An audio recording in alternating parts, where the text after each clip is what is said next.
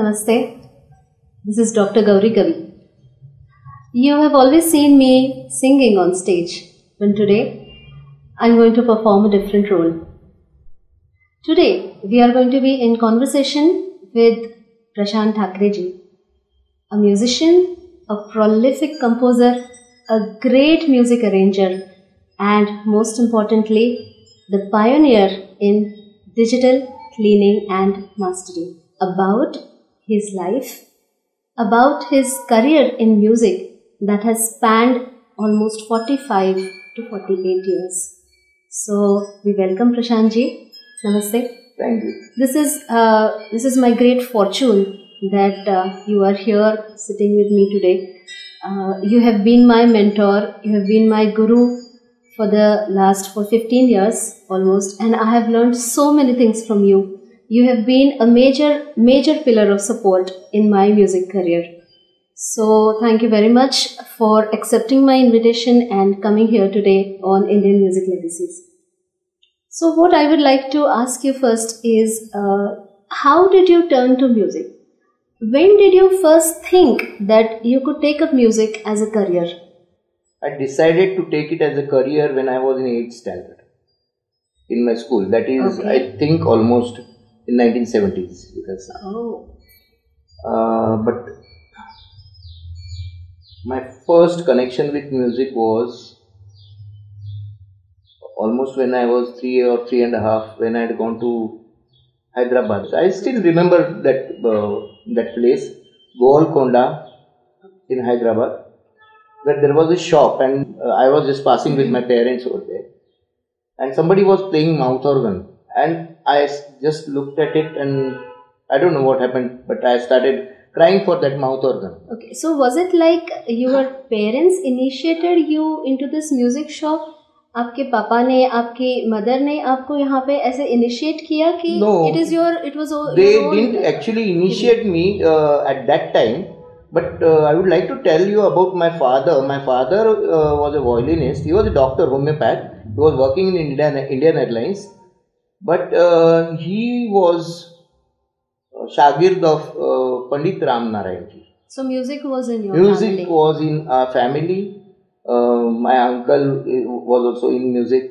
You must be knowing Shrikant Thakre. Who doesn't know Shrikant Thakre? So he is my uncle. My father was in music, and so I had that family background of music, but I didn't realize that this was the start of my music career or music travel. They purchased that mouth organ. I started playing that mouth organ, but there was a phase in between, the 5 years phase, when my elder sister, she used to go to school, and whenever she came from the school, she used to start playing the radio. We had a small radio, and she started. It was in the year 1970s. So 70s. Radio was in full form. She used to play radio all the time, and I got so bugged with it that I started hating music. Oh.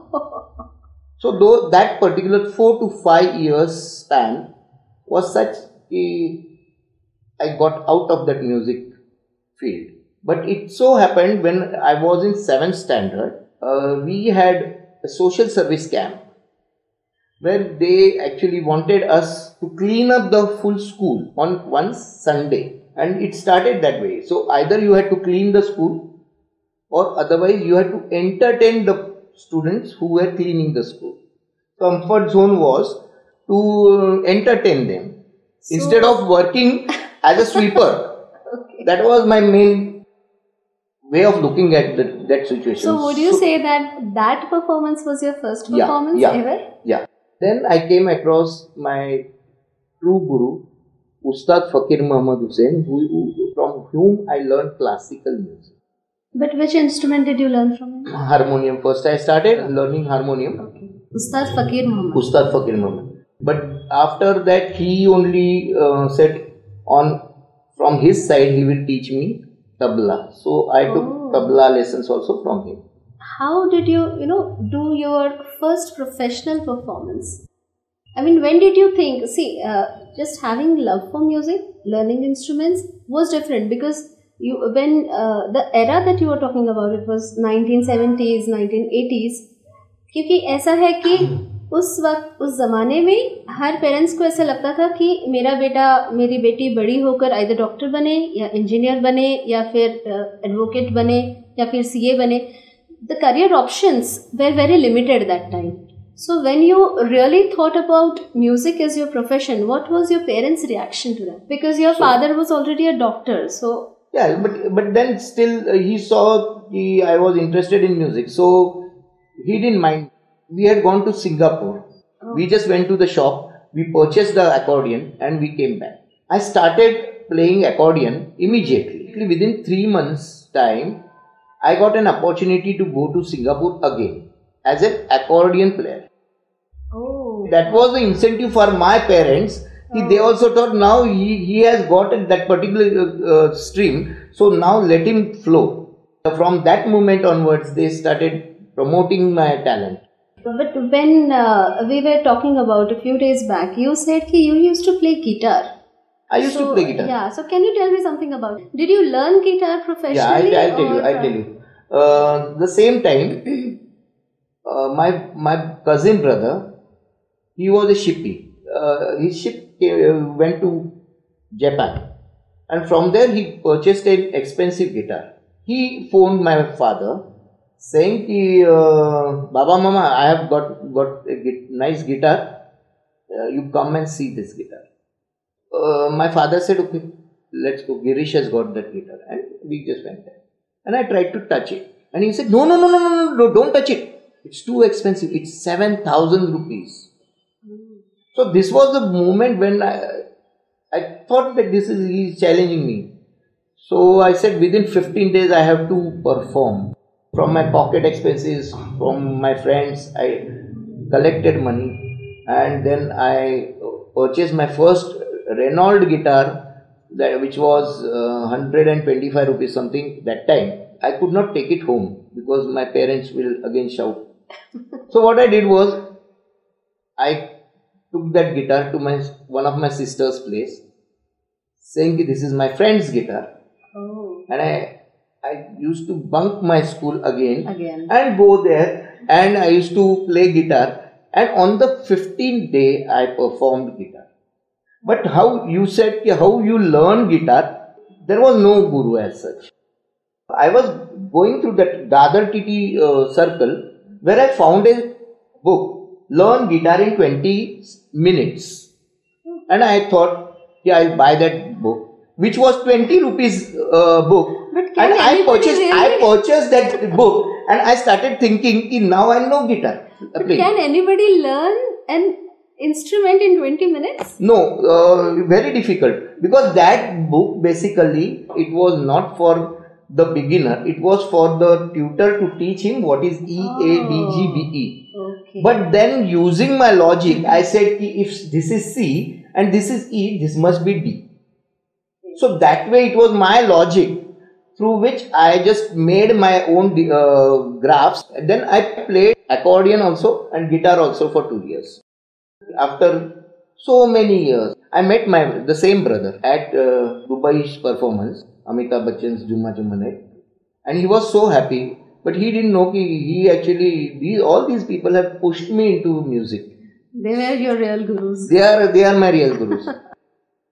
Prashant ji, this was about your guitar journey. So when did you shift to keyboards? Because I have always seen you play keyboards, and you play any number of instruments on keyboard. आप violin जैसे बजाते हैं, सारंगी की तरह बजाते हैं, guitar तो बजाते ही हो, वाइब्रोफोन बजाते हो, पियानो बजाते हो, और ये सब आप कीबोर्ड्स पे बजा सकते हो. और जब हम आपके गाने सुनते हैं तब ऐसा लगता है कि एकॉस्टिक इंस्ट्रूमेंट्स प्ले हो रहे हैं. तो you have been studying all these instruments so intensely, so deeply. So when did you really shift to keyboards, and when did you think कि आपको कीबोर्ड बजाने से सारे इंस्ट्रूमेंट्स प्ले करने का satisfaction मिल जाएगा? Accordion, as I said, I had purchased in 72-73 only. But then after that, I was the first person to get organ and synthesizer in our industry. Before me, there were people who had either organ or synthesizer.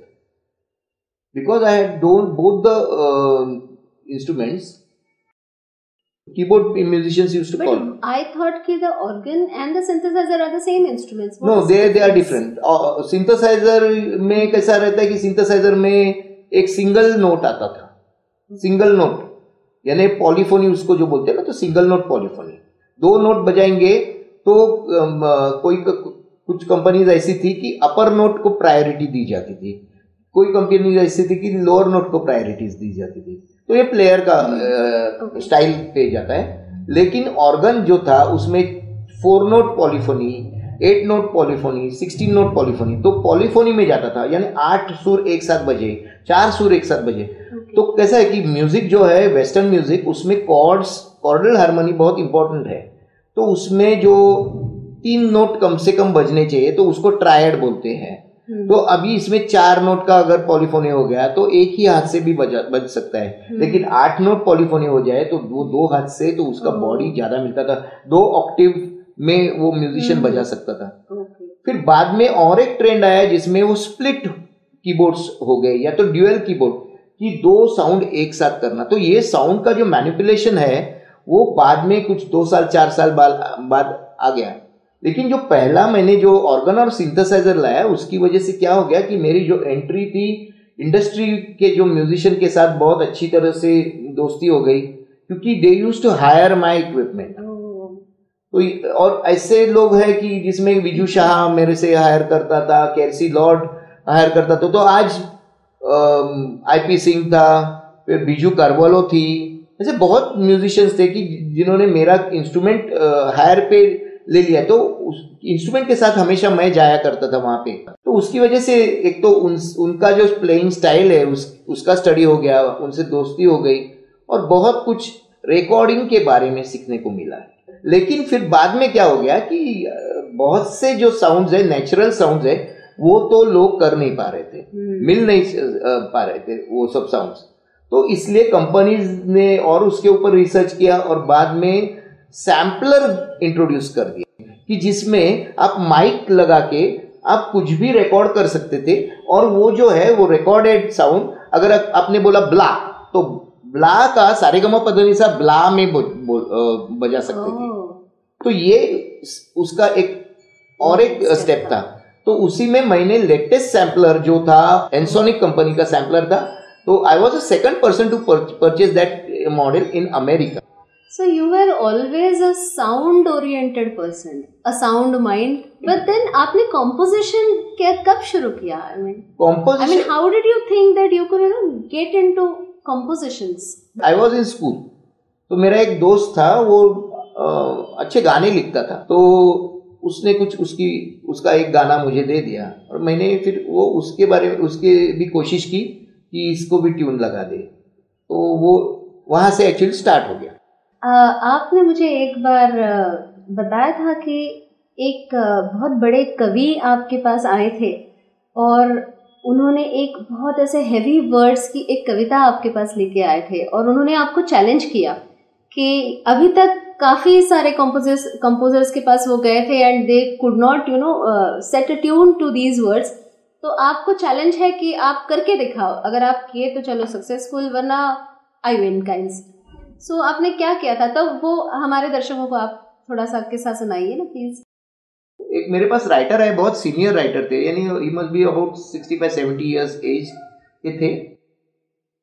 और उन्होंने एक गाना जो लिखा था वो इतने heavy words थे कि आई थिंक बहुत डिफिकल्ट था. अभी ये बहुत हेवी है भय प्रकट नीलकंठेश्वर. अभी मैं तो मीटर में अभी बोल रहा हूँ क्योंकि मेरे दिमाग में मीटर है. तो आके बैठ गए, मैं बोला चाय पानी, तो बोले कि नहीं कुछ नहीं, ये ले लो. इतना कॉन्फिडेंस ने उन्होंने मेरे हारमोनियम पे पेपर डाल दिया और हारमोनियम पे बोले कि ये करके दिखाओ.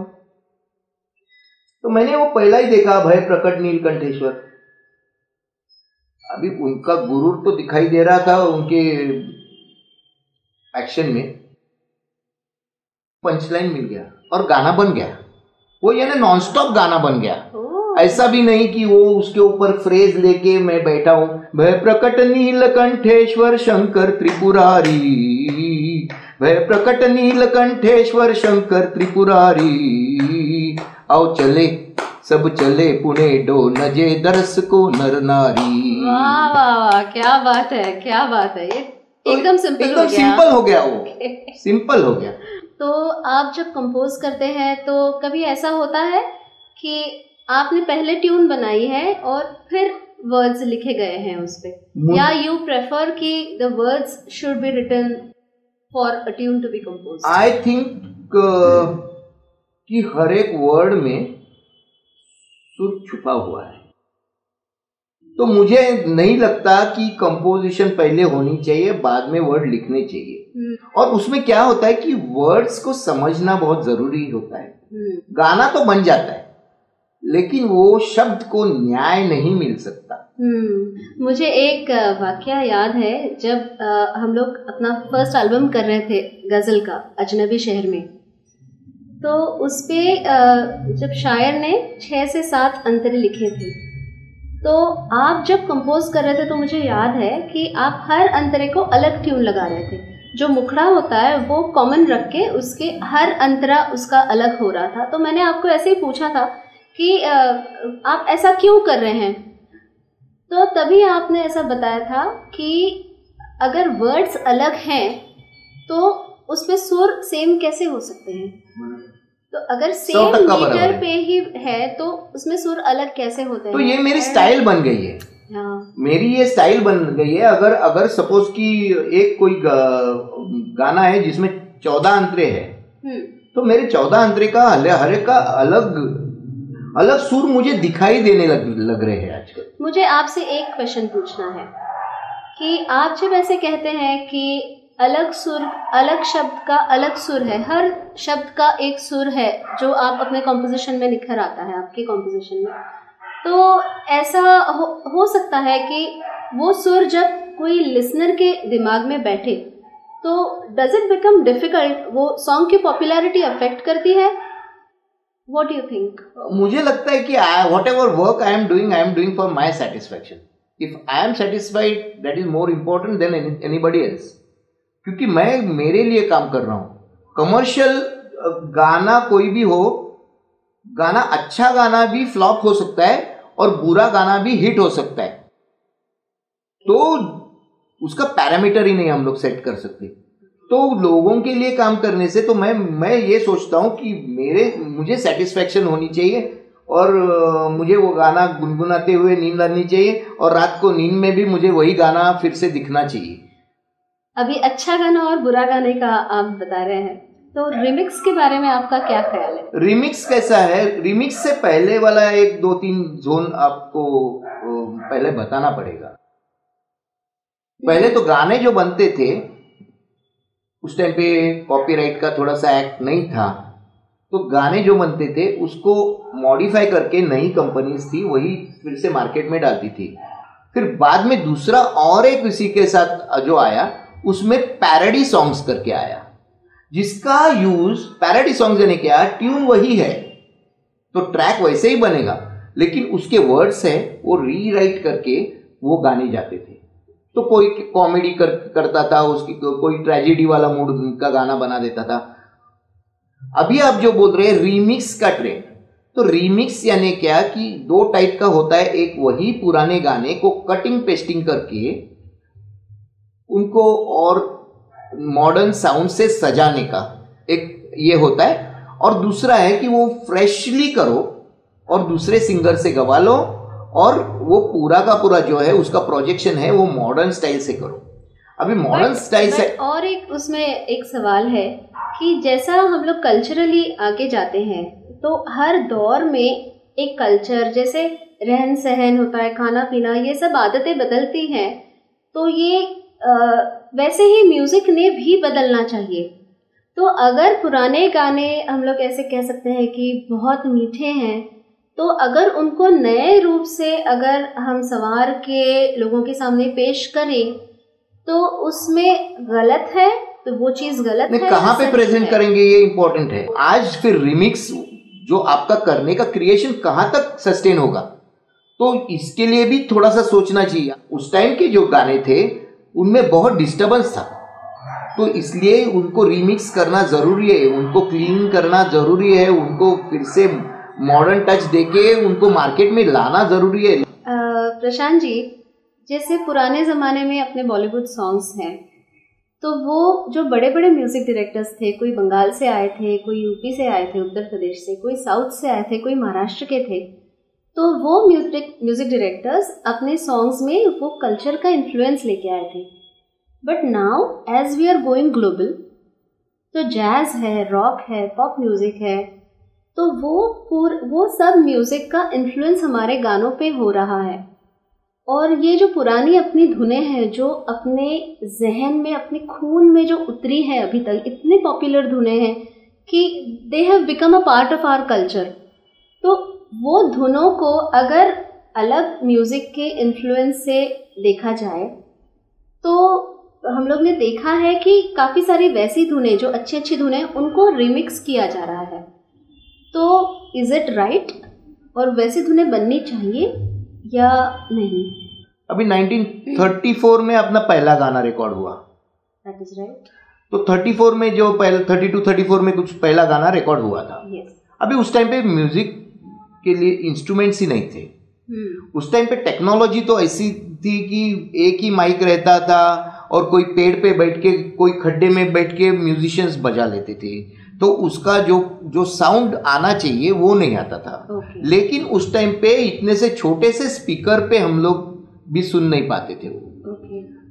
वही उसका जो रिले होने लगा, वो ट्रांसमिशन होने लगा, वो ऑल इंडिया रेडियो में बाद में होने लगा। तो उनकी जो फ्रीक्वेंसीज का जो मामला है वो सिर्फ इतने ही स्पीकर तक सीमित था।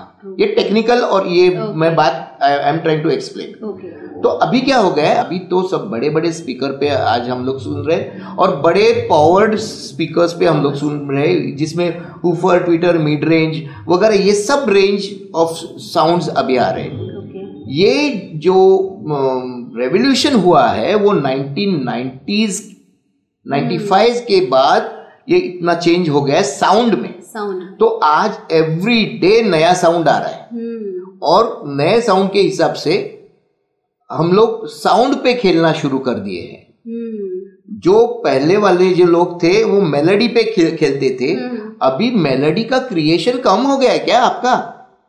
आप खुद की क्यों नहीं गाने बना सकते? मुझे लगता है कि आप ये करो, लेकिन आप खुद के गाने बनाना सीखो ना थोड़ा। तो आपका ऐसा मानना है कि वो जो पुरानी धुनें हैं उनको ना छेड़ते हुए कोई नई धुनें बनाओ, और उस पे अगर आपको कोई साउंड में अगर एक्सपेरिमेंट्स करना है तो यू कैन डू दैट।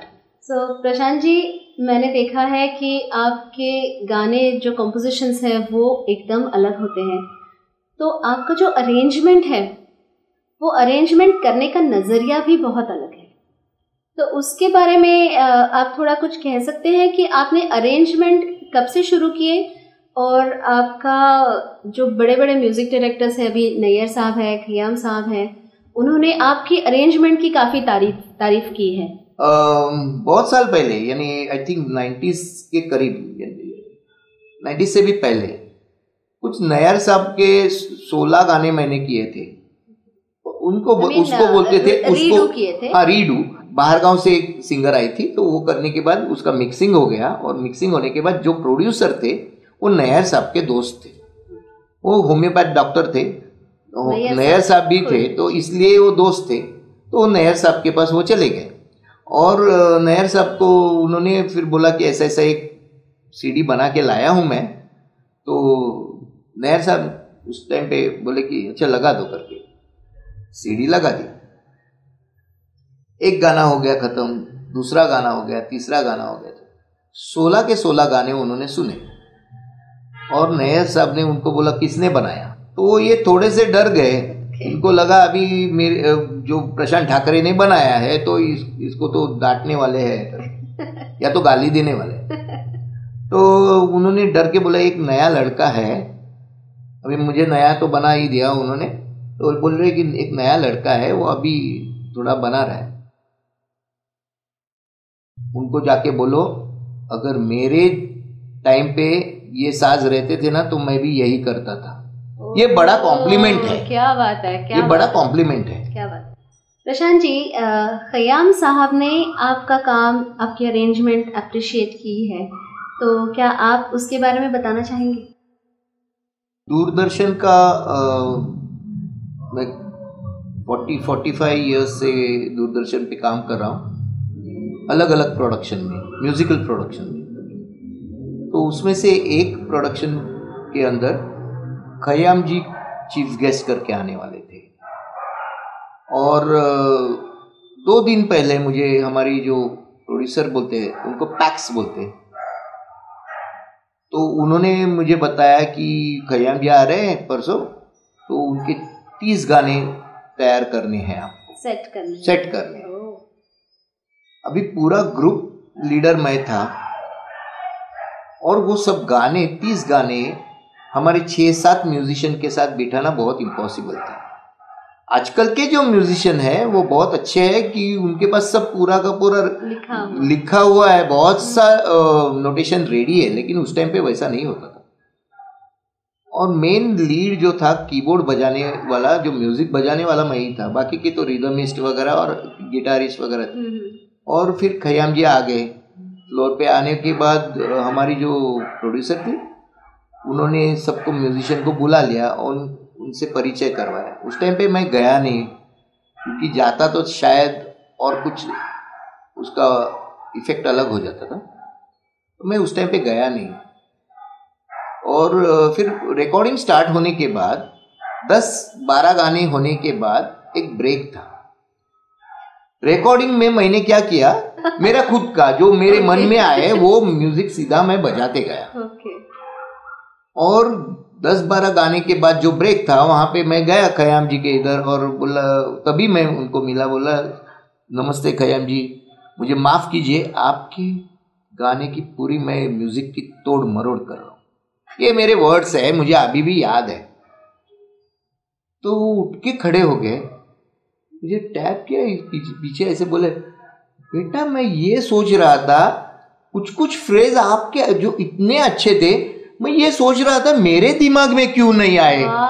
तो तुम अगर खराब बजाते थे तो मैं तुमको वहीं पे टोक देता था, लेकिन तुम बहुत अच्छा बजा रहे हो, तो जो ओरिजिनल है ना वो बाजू में रखो, और तुम्हारा जो बजाने का है वो बजाओ, और मैं एंजॉय करता हूँ। ये बहुत अच्छी बात है। मेरे ख्याल से ये बड़ा का बड़प्पन है कि उन्होंने ये एक्सेप्ट किया। जनरली ऐसा होता है कि कोई म्यूजिक डायरेक्टर अगर है तो म्यूजिशियंस ये ट्राई करते हैं कि जो उन्होंने बजाया है वही उनको सबसे बेहतर तरीके से सुनाए, लेकिन आपने उसका अलग म्यूजिक करके एक you accepted the challenge. May be नहीं, कॉन्सेप्ट समझना चाहिए। मैं ऐसा समझता हूँ कि जो फिल्म के लिए जब ये म्यूजिक बनता है तभी उधर चिड़िया उड़ने वाली है, ये है वो पूरा अरेंजमेंट का जो हम लोग बात कर रहे थे अभी इससे पहले थोड़ा सा, उसके बारे में भी थोड़ा सोच लीजिए। वो अरेंजमेंट अलग अलग टाइप की रहती है। कैसेट इंडस्ट्री वाले लोगों की अरेंजमेंट रहती थी, it is a bridge between the sign line and the cross line, और साइन लाइन और first antara, sign line and the second antara, sign line and the third antara, और बीच में अंतरे के बीच में कुछ अगर फिलर रहेगा तो उनकी अरेंजमेंट में कुछ लिमिटेशन नहीं था ज़्यादा। लेकिन फिल्म का जो अरेंजमेंट है वो एकदम हटके है। तो फिल्म के लिए जो डायरेक्टर रहता है, फिल्म का जो डायरेक्टर रहता है, वो पहले बताता है पूरा का पूरा सिचुएशन, मेरा इधर से इधर जाने वाला है गाड़ी, उधर से लंबा वो हीरो आने वाला है, भाग के आने वाला है, उधर से हीरोइन आने वाले है, उधर मंदिर है, उधर से कोई चेस करने वाला है, उधर से पुलिस आने, ये सिचुएशन के हिसाब से उनको अरेंज करना पड़ता है। तो वो जो अरेंजमेंट है वो फिल्म जब भी देखेंगे तभी अच्छी लगती है, लेकिन वो जो उसका लेंथ है वो फिल्म के साथ वो जो विजुअल जा रहा है उसके लिए बनाया हुआ है। अभी जब भी हम लोग वही लाइव परफॉर्म करते हैं तो ये सोचना बहुत जरूरी है कि उधर वो चिड़िया उड़ रही है, इधर दिखा नहीं सकते। तो इसलिए मुझे लगता है कि जो प्लेटफॉर्म पे हम लोग काम कर रहे हैं उसका ख्याल रखना बहुत जरूरी है। और एक बहुत जाने माने म्यूजिशियन है जो अपने फिल्म में भी काफी उनका वादन सराहा है, और जो क्लासिकल म्यूजिक में भी बहुत माहिर है, पंडित उल्लास बापट जी, तो वो बहुत बड़े संतूर प्लेयर हैं, आज भारत में बहुत उनका नाम है। तो वो आपकी एक रिकॉर्डिंग में आए थे, तो क्या हुआ था तभी? अजनबी शहर में का जो एल्बम है, जब ये हम लोग देने के लिए गए तो उन्होंने ले लिया, वो सीडी ले लिया, और बाद में जब भी मिले मुझे तभी बोले कि मुझे एक तुम्हारा गाना बजाना है। मैं देखना चाहता हूँ कि मैं बजा पाऊंगा कि नहीं। तो ये तो उनका बड़प्पन है, क्योंकि वो तो बहुत अच्छे आर्टिस्ट थे वगैरह, और अच्छे मित्र भी थे, बहुत सीनियर थे, लेकिन फिर भी मैं मित्र ही बोल रहा हूँ। तो उन्होंने लेकिन मुझे इस टाइप से बोला कि मुझे एक गाना बजाना है। तो अभी मैंने सोचा कि अगर इतने बड़े आदमी को मैं बुला हूँ और उसको सिर्फ टंग टट टंग इतना अगर फ्रेज बजाऊं तो मज़ा नहीं आएगा। तो एक मेरा बरसात के ऊपर एक गाना था, बरसत आल्या श्रावण धारा।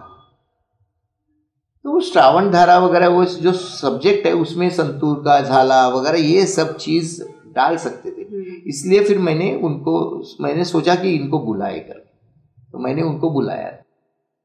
बोले मैं आता हूँ, और आने के बाद बैठे, बोले कि मैंने गाना सुनाओ। तो मैंने जो बरसत आल्या वाला गाना सुनाया। तो बोले मुझे ये मत सुनाओ जो बजाना है, मुझे तुम्हारे दूसरे गाने सुनने। तो उन्होंने एक गाना, 2 गाने, 3 गाने, ऐसे करके 16-17 गाने सुन लिए। मैंने बोला कि अभी रिकॉर्डिंग करते हैं क्या? हाँ बोले चलो रिकॉर्डिंग करते। तो उन्होंने संतूर निकाला, वो पूरा ट्यूनिंग वगैरह का सब किया, क्योंकि वो एक ही थे कि जो क्रोमेटिक में बजाते हैं पूरे दुनिया में, एक ही आर्टिस्ट थे। क्रोमेटिक ट्यूनिंग उन्होंने कर दिया, तो कोई भी गाना हो तो वो तो बजा के निकल जाने वाले थे। तो और मैंने वो ट्रैक लगा दिया बरसत आल्या वाला। तो बोलती नहीं ये गाना मत करो, वो जो तुमने 2 लगाया था ना, देखो दूसरा वाला गाना वो पहले लगा दो। वो लगा दिया, बोले कि मैं इसमें बजा रहा हूँ। उन्होंने बजा दिया, मेरा जो म्यूजिक था उसी के हिसाब से, थोड़ा सा ये संतूर के हिसाब से, क्योंकि मैंने सोचा ही नहीं था कि संतूर इसमें मैं बजाऊंगा, क्योंकि बड़े आर्टिस्ट है, उनसे कैसे मैं बोलूं कि 10 गाने बजाओ, 20 गाने बजाओ। लेकिन उन्होंने फिर मैं बजाऊं क्या इसमें, मैं बजाऊं क्या करके, I tell you he must have played about 14-15 songs. जो जितने गाने थे उसमें से 1-2 गाने बोले कि ये गाना मैं उसमें कुछ है नहीं बजाने जैसा, लेकिन बाकी के सब गाने बज गए। 7-7:30 बज गए, और फिर बाद में बोले कि अभी वो तुम्हारा वाला गाना लगा दो, और फिर वो गाना लगा दिया और बजा दिया। तो ये जो उल्लास जी का जो ये है, ये बड़ा कॉम्प्लीमेंट मैं समझता हूँ, इतना बड़ा आर्टिस्ट। अच्छा, और एक अच्छी और बात बोलता हूँ, ये बोलना नहीं चाहिए, लेकिन एक पैसा भी कभी ये बड़े आर्टिस्ट ने मेरे से नहीं लिया है। प्रशांत जी, आपका इतना बड़ा एक्सपीरियंस है, आपने इतने सारे लोगों के साथ काम किया है, तो आजकल के यंग आर्टिस्ट हैं उनके लिए आप क्या सलाह देंगे? पहली बात तो ऐसे है कि मुझे 2-3 उसमें से आपके ओपिनियंस चाहिए कि whether they should take up music as a career, secondly whether they should learn music for their own satisfaction, or they should just go with their instincts about music. आप क्या सलाह देंगे? लर्निंग म्यूजिक के बारे में बहुत सा problem है। लोग हमेशा जो सीखा हुआ है वही अच्छा गाता है, ऐसा नहीं है, हो रहा है आजकल ये चाइल्ड प्रोडक्ट बहुत कर रही है। अच्छा गाने वाले बहुत अभी आ गए कि जो सीखे नहीं है लेकिन अच्छे। लेकिन एक सबसे बड़ा प्रॉब्लम क्या हो गया है कि इन अच्छे गाने वालों को, जो बच्चा है, उनको जल्दी प्लेटफॉर्म मिल जाता है, और वो प्लेटफॉर्म जो है उसमें पैसा दिखाई देता है, नाम मिल जाता है, और इसलिए जो एफर्ट सीखने का जो है उनका, फिर वो पीछे हट जाते हैं। तो अगर उनको प्लेटफॉर्म मिले या ना मिले, जिंदगी भर सीखना ही चाहिए, ऐसा मुझे लगता है। जिंदगी भर सीखते रहो, क्योंकि ये ऐसा है ना कि समुंदर है और आप अभी कितना भी करो, जिंदगी भर करेंगे तो भी जो सीखा है ना वो बोलेगा कि मैं तो डूब जाऊंगा। प्रशांत जी, आजकल रियलिटी शोज में जो हम देख रहे हैं कि they put up a very professional show, उसमें जो काफ़ी टीआरपी के लिए जो बच्चे भी आ रहे हैं, बहुत अच्छा गा रहे हैं ऑफ कोर्स बच्चे, जो आप कह रहे हैं कि चाइल्ड प्रोडिजीज हैं, लेकिन कहीं ना कहीं ऐसा हो रहा है कि वो जब स्टेज पे आते हैं तो वो पॉपुलैरिटी और वो ग्लैमर का बहुत जल्दी उनको जैसे हम कहते हैं क्विक सेटिस्फैक्शन मिल जाता है। तो आपका वो रियलिटी शोज के बारे में क्या ख्याल है?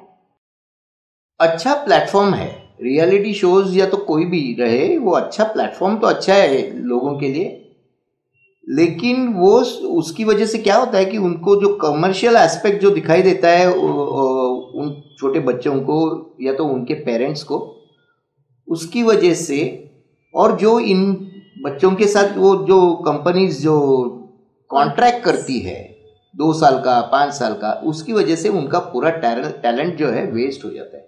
आज आप देखेंगे कि पिछले 10-15 साल से जो ये चल रहा है उसमें से कोई एक भी आर्टिस्ट अच्छा आर्टिस्ट नहीं बन पाया।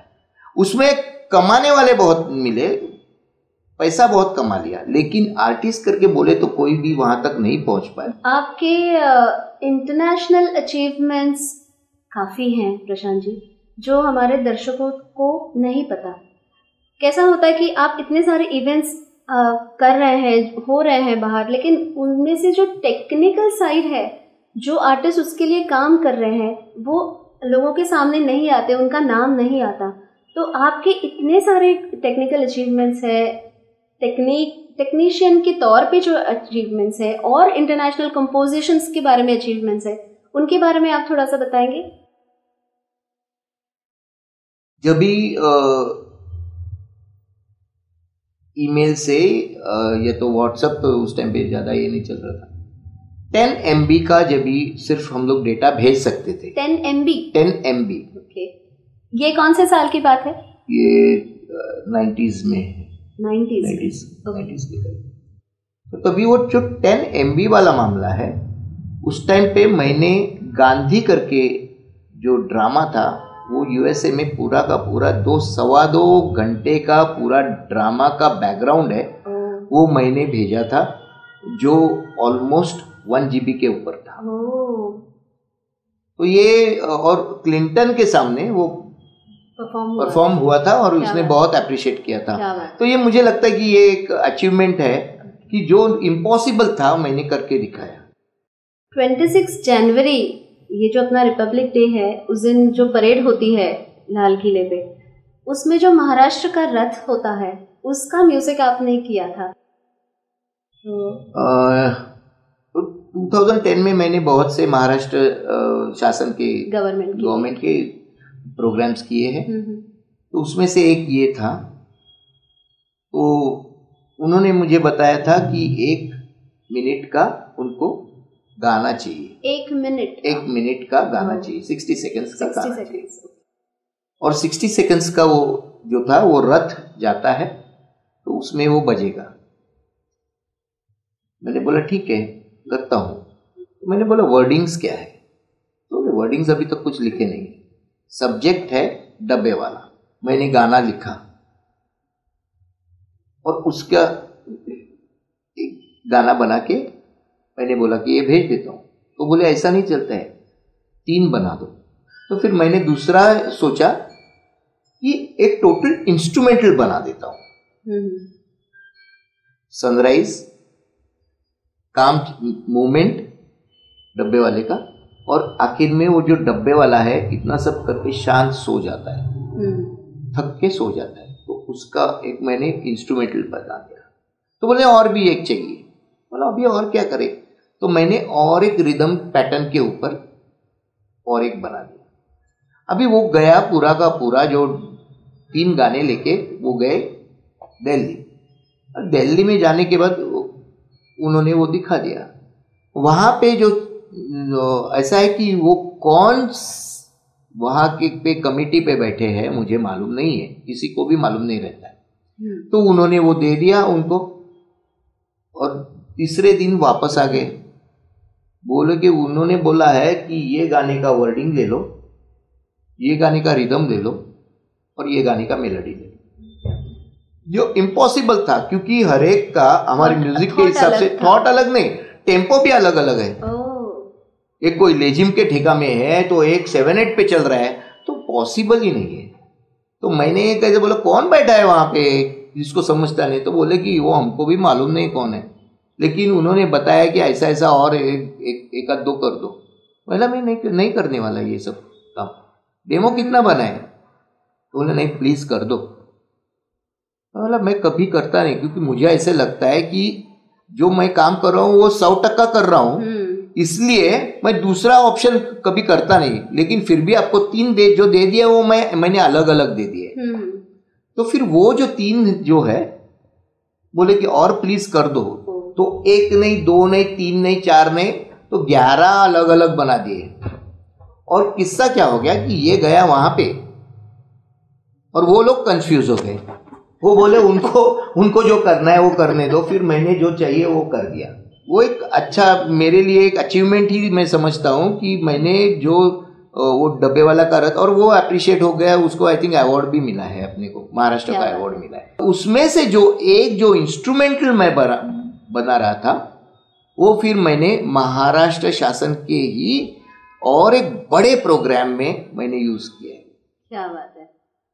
तो वो जो प्रोग्राम है वो है laser show, biggest laser show. मैं आपको कहने वाली थी कि वो भी बताइए। वो laser show, biggest laser show in Asia. उसमें 50 टेक्नीशियंस थे, उसमें से 48 टेक्नीशियन जो थे वो फॉरेन से थे, जर्मनी से आए थे, साउथ अफ्रीका से आए थे, गल्फ से आए थे, और सिर्फ 2 टेक्नीशियन हम लोग थे जो इंडिया से थे, उसमें से मैं एक था। क्या बात। और उन्होंने जो प्रोजेक्शन किया था वो अपनी गिरगांव चौपाटी से एयर इंडिया बिल्डिंग के ऊपर वो एक प्रोजेक्शन था लेजर से, और दूसरा जो था वो एयर इंडिया बिल्डिंग से वो प्रोजेक्शन हो रहा था पूरा का पूरा वो समुंदर में। और बंबई से लेके वो अपने दूर दूर तक वसई बिसई ये पूरा एरिया में वो पूरा का पूरा दिखाई दे रहा था। बहुत से लोगों ने देखा। उसमें से जो लेजर का जो प्ले था वो पूरा का पूरा सेकंड टू सेकंड था। सेकंड टू सेकंड यानी 3 सेकंड का एक फ्रेम, जिसमें वो कैरेक्टर एस्टेब्लिश करना था।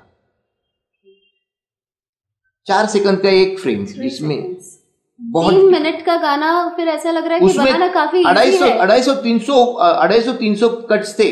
I think that's the biggest job that I have done. I think अभी आप टेक्निकल साइड की बात कर रहे हैं, तो you have been the pioneer of digital cleaning and mastering in the whole of Asia. अगर दुनिया में ये किसी की सोच है, दिमाग में आया है, तो ऐसा हो सकता है। क्या ये मेरा एक वे ऑफ थिंकिंग ऐसा है, तो इसलिए मैंने क्या किया, उसके ऊपर रिसर्च करना स्टार्ट कर दिया। जो दीनानाथ मंगेशकर की जो अपनी रिकॉर्ड्स हैं वो आपने क्लीनिंग करके उनको उनका मीडिया ट्रांसफर करके आपने वो मंगेशकर फैमिली को आपने भेंट दी थी, और भारत रत्न लता मंगेशकर जी ने आपका इसी चीज़ के लिए आपका सत्कार किया था। तो उसके बारे में आप थोड़ा सा बताएंगे? थोड़ा सा पहला एक बता देता हूँ कि ये भारत रत्न लता जी ने दिया था, लेकिन in the presence of all the Mangeshkar family members. Asha ji भी थी, सब थे, और आरपीजी गोयनका थे वहाँ पे। प्रशांत जी, आज तक आपने ऑडियो क्लीनिंग कौन सी कंपनीज के लिए किया है? कंपनीज के लिए भी किया है, लेकिन प्राइवेट लोगों के लिए भी बहुत किया है। प्राइवेट यानी क्लासिकल सिंगर। मैं आर्काइवल लाइब्रेरी से ज़्यादा कनेक्टेड हूँ। ऑफ आवर कंट्री या ऑफ आवर इंडियन म्यूजिक से। जैसे दिनकर जी कैकिनी जो है भारतीय विद्या भवन वाले, उनका पूरा का पूरा जो लाइब्रेरी है वो मैंने क्लीन करके दे दी है। संवाद फाउंडेशन की बहुत सी की है मैंने, सत्यशील देशपांडे जी की। फिर ऑल इंडिया रेडियो की थोड़ी बहुत की है। अभी ये जो नया गैजेट लॉन्च हुआ है वो जो HMV का जो भी मैंने काम करके दिया ये, तो उसके बाद जिन्होंने मुझे बोला था कि कुछ अलग करके दिखाओ, तो उस टाइम पे वो भी थे, वो वही फंक्शन के लिए जहाँ पे मुझे फेलिसिटेट किया गया लता जी के हाथों। तो वो बाद में गए थे अमेरिका, तो अमेरिका से जब भी उनको फिर से बुलाया गया यहाँ पे IMA, इंडियन म्यूजिक एसोसिएशन, उन्होंने बुलाया था क्योंकि HMV को कुछ काम करना था बहुत से लोगों। तो IMA क्या है कि IMA सब तमिल, मलयाली, गुजराती, तेलुगु, बंगाली, सब लैंग्वेजेस के सब जो म्यूजिक है वो वहाँ पे रजिस्टर कर सकते हैं। तो ये कंपनीज का बहुत सा मटेरियल है, उनके पास रजिस्टर्ड है। तो फिर इनको बुलाया गया बीच में, और फिर इन्होंने मुझे ढूंढ के निकाला वापस, और उसमें से मुझे लगता है कि 70 से 80% काम मैंने करके दिया है, जिससे फिर ये HMV ने 2 डब्बे बनाए हैं कारवां करके, हाँ, तो जिसमें 5000 गाने हैं, वो काम मैंने करके दिया है। उनमें से काफी गानों का और डिजिटल क्लीनिंग किया। तो जो आपने पहले बताया था रीमिक्स, तो ये रीमिक्स इससे थोड़ा सा रुक गया है, क्योंकि अभी ओरिजिनल सिंगर जो है उनके गाने आप सुन सकते हैं। तो मेरे ख्याल से प्रशांत जी, आपका म्यूजिक इंडस्ट्री के प्रति काफी बड़ा योगदान है, and I feel extremely fortunate कि मैंने आपसे करीबन 15 साल गायकी सीखी है, पिचिंग सीखा है, रिकॉर्डिंग सीखी है, रिकॉर्डिंग टेक्निक सीखी है, और आप जैसे बड़े आर्टिस्ट आज मेरे लिए, मेरे रिक्वेस्ट के खातिर आप यहाँ पे आए और मुझसे बातें की, हमारे दर्शकों से बातें की, तो उसके लिए मैं बहुत बहुत धन्यवाद देती हूँ आपको। I am extremely thankful, and आप बातें तो होती रहेंगी, लेकिन आपके जो गाने हैं वो भी हमें सुनने हैं। तो एक एक करके जैसे हम लोग आगे जाएंगे, तो मेरी ऐसी इच्छा है कि आप थोड़े से गाने हम ये चैनल पे भी पुटअप करेंगे, और आपका जो खुद का एक चैनल है जहाँ पे आप काफ़ी कंटेंट आप अपलोड करते हैं, तो वहाँ पे भी दर्शकों को गाने सुनने मिलेंगे। And thank you very much for coming here. Thank you.